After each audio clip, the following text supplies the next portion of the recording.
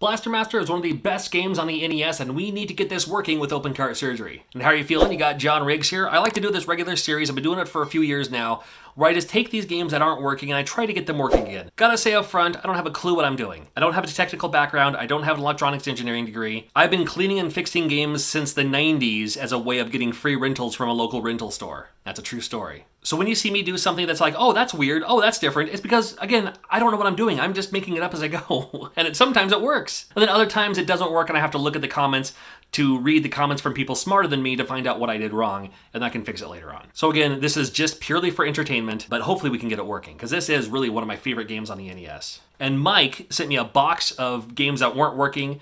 He's tried them, didn't work.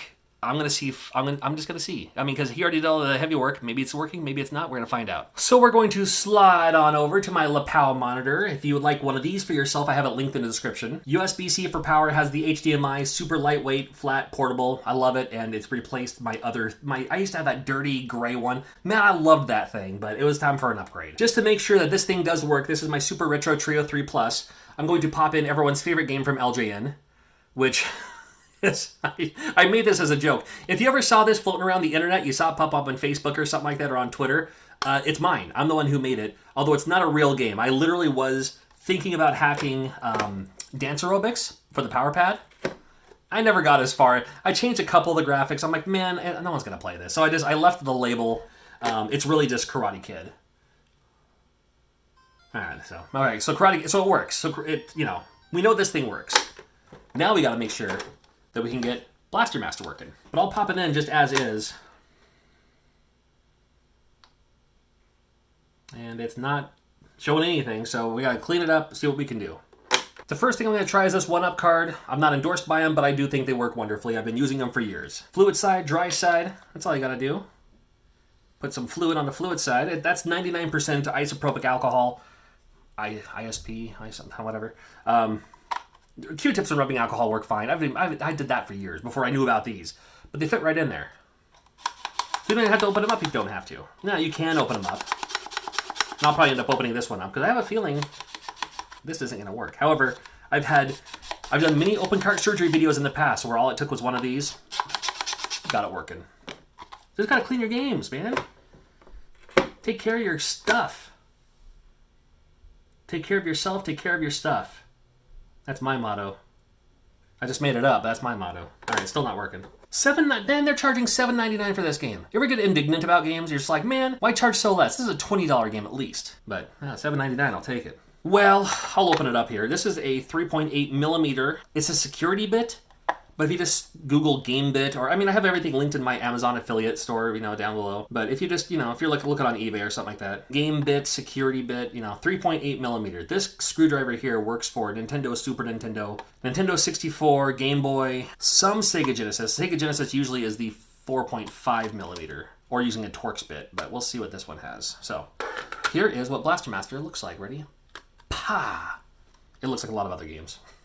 What is this? SL-ROM? It's an SL-ROM. Yeah, there we go. SL-ROM. Okay. The MMC1 mapper. That means something to someone, I'm sure. Oh, you know what? Here, before I use this, let me show you what it is. It's called Bright Boy. Ta-ding! Again, not endorsed. This was a gift from my friend Gary at Rock Solid Productions, who, if you like me and the videos I do, you'll probably like him too. I gave him a shout out once upon a time. I think it's a great channel. Also reviews weird stuff. And let me show you up front. This is what the pins look like. A little grungy down below.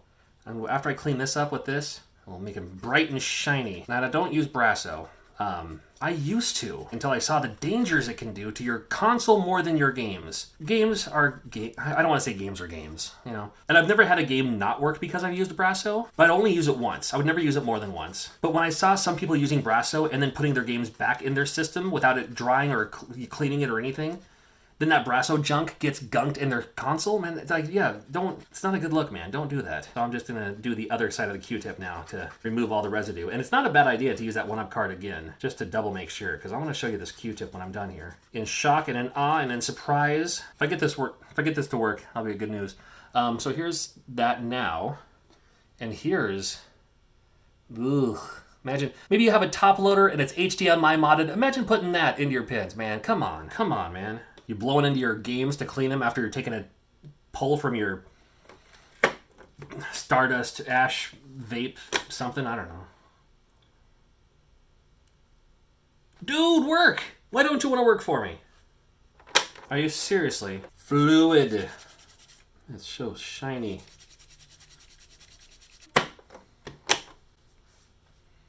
Yes?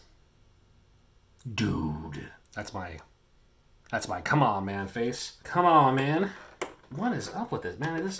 It might be time to get a new console here. This thing's been. You okay in there? It's pulling the. It's starting to get that death grip for some reason. I might have to look at that here in a second. All right, so I fired up the old soldering iron, and I'm going to just reflow the solder pins. I'm not adding new solder to them. There's already solder on there, but this game's pretty old. So sometimes if you just reflow the tip, just touch them until they melt, pull away, and then it solidifies again. I guess, I don't know. Sometimes that's all it takes too. We're going to try that. Melt, baby. There we go. You can feel it melt as soon as it... Yeah, you don't want to spend too much time on it, I don't think. I wouldn't think. But you do want to hit every pin. Some old solder. Let's do the other side all the way down the aisle here.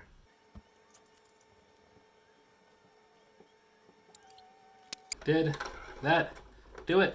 Please tell me something good. Oh, come on. Lame. Well, I'm going to put this one aside. What do you think? And next video, I'll have a look at this. We got to get this working, man. That's coming up on the next open cart surgery. We'll see you real soon.